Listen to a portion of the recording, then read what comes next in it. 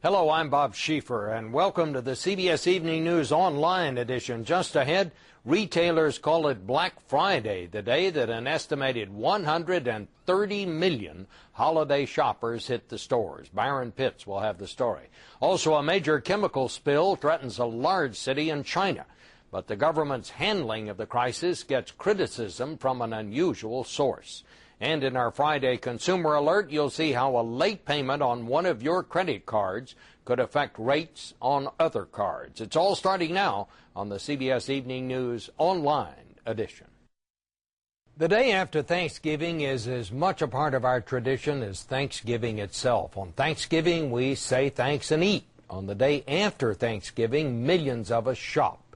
And if you were one of those, you know what our lead story is about. It was a jungle out there. Here is Byron Pitts. 1, 3, 2,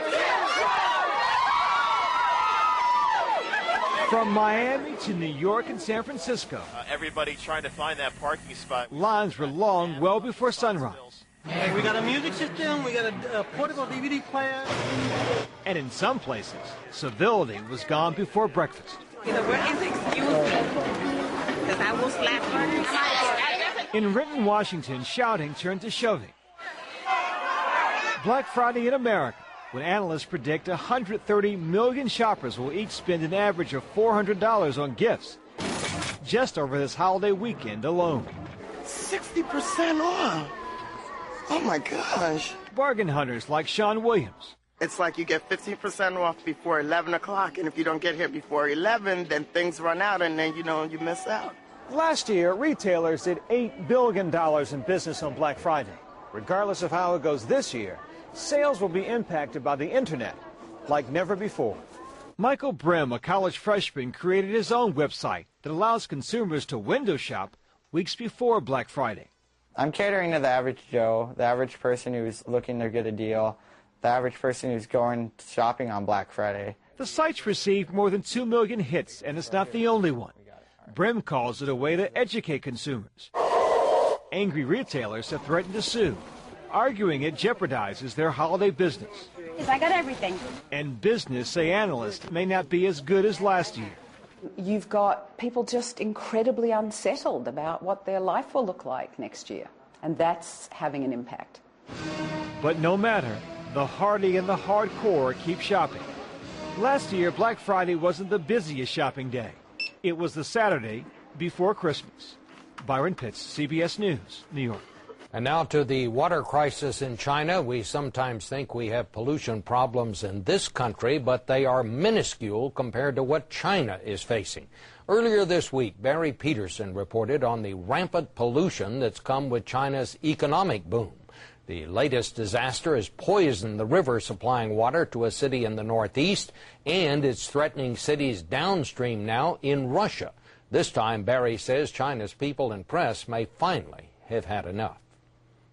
It is a disaster of double proportions for China's leaders. First, an environmental nightmare, and second, a rare chance for China's docile press to launch a major attack on the country's leadership. The spill involved a fire at a chemical plant that released cancer-causing benzene into the river that provides the water for Harbin, a city of almost 4 million. Local officials tried their best to minimize the situation, bringing in bottled water, drilling new wells in the city, and loudly promising that all would be okay.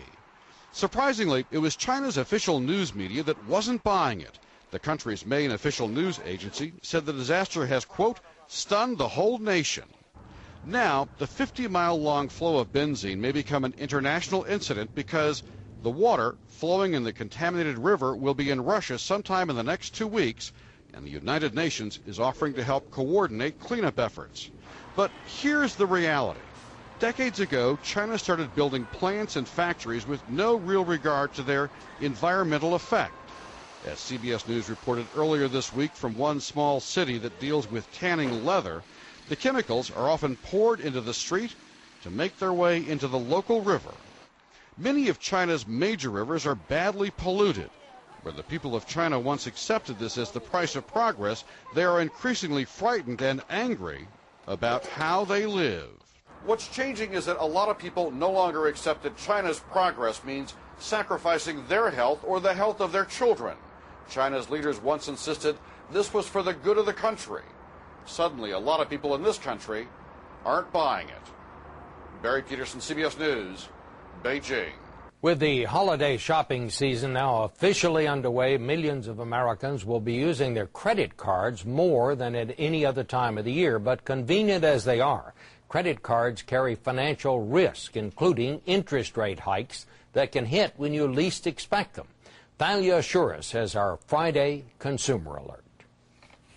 Like a lot of small entrepreneurs, Melanie Mills used her credit cards to manage spending. And her online gift business in Medford, Oregon was going pretty well until... Oh, I was stunned. One of her credit cards suddenly doubled its interest rate to almost 30%. I couldn't figure out what had happened because I have an excellent credit rating. I have no negatives. I have no late payments. But her credit card company decided she had too much debt, and that triggered something called universal default. My limit has gone up because I have used the card. Then they turn around and tell me I have a debt load that they're uncomfortable with. Too much debt, too much credit. Both are on the growing universal default list. The concept got its name when missing a payment on one card set off an interest rate increase on all your cards. It can also happen if you go over your credit limit or even if you apply for a car loan or mortgage. The credit card industry says keeping tabs on a cardholder's credit report is necessary to manage risk. If you incur speeding tickets, you are a riskier driver and you pay higher insurance premiums. And it's the same thing with credit. If your creditworthiness deteriorates, you pay more. Do most companies tell you that there's a universal default policy?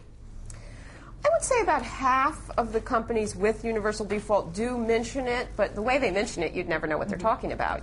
45% of credit card companies now use some form of universal default. Consumer groups say it just makes a bad situation worse. If someone does show some signs of being risky, how in God's name does it help just hiking their rate 3 times? People say, oh, it was in the fine print. It wasn't in the fine print. It was in the unread print. If you think you're a good customer, fight it. The credit card companies sometimes back down. Melanie Mills managed to do that, but these days... I use cash a lot more. She's relying on credit a lot less. Thalia Shuras, CBS News, Washington.